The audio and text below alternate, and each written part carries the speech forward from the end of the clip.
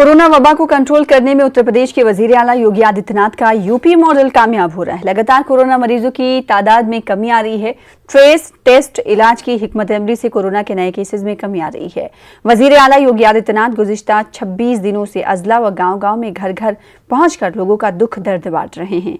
25 करोड़ आबादी वाले उत्तर प्रदेश में गुज़िश्ता 24 घंटों में 3,957 नए केस आए हैं। वहीं 10,441 लोग सेहतमंद हुए हैं।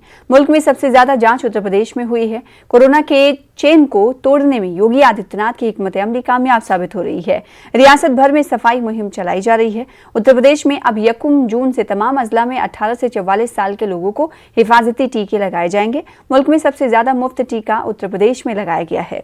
वर्ल्ड हेल्थ ऑर्गेनाइजेशन और नीति आयोग के साथ साथ बॉम्बे हाई कोर्ट ने यूपी मॉडल की तारीफ की है।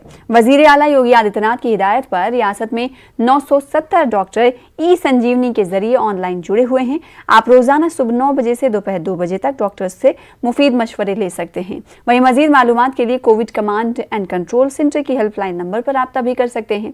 NHM हेल्पलाइन और CM हेल्प पर भी राब्ता किया जा सकता है।